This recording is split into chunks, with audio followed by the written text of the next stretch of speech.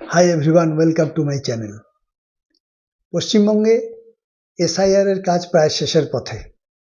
4 December পর্যন্ত SIR এর কাজ চলবে এবং এই প্রক্রিয়া সম্পন্ন করার ক্ষেত্রে সাধারণ মানুষ যেমন কিছু অসুবিধার সম্মুখীন হয়েছে, ঠিক তেমনি বিএলও যারা আছেন তারাও কিছু অসুবিধার সম্মুখীন হয়েছে। কিছু কিছু বিএলও তারা বাড়ি বাড়ি গিয়ে এনুমারেশন ফর্ম বিলি করেছেন এবং বাড়ির থেকে সংগ্রহ করেছেন।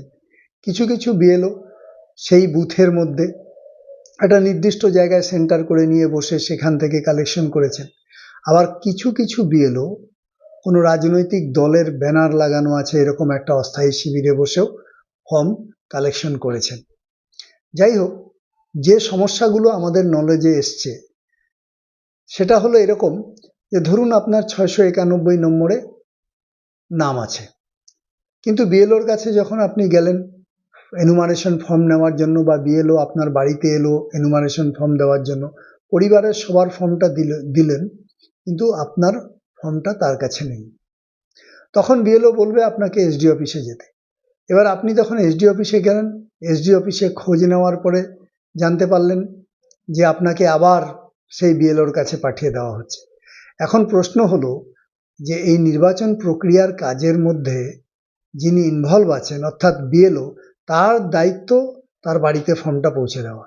একটা সাধারণ মানুষ তার পক্ষে এসডি অফিস আবার বিএলওর কাছে আবার বিএলও থেকে এসডি অফিস এটা করা সম্ভব নয়।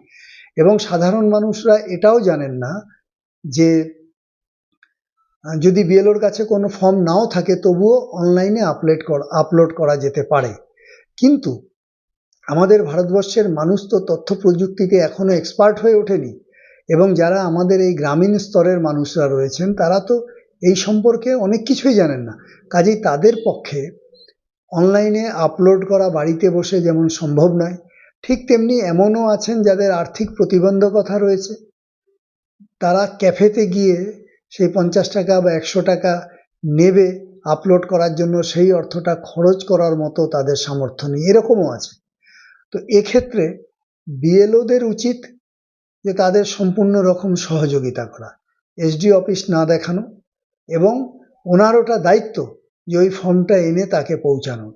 এবং একান্তই যদি না হয় তাহলে অবশ্যই আপনাকে অনলাইনে আপডেট করতে হবে, কারণ তা না হলে তো যে খসড়া ভোটার তালিকা বেরোবে সেখানে আপনার নাম থাকবে না। কাজেই আমাদের এটা অনুরোধ যে সাধারণ মানুষ যেন হয়রানির শিকার না হয়। নমস্কার।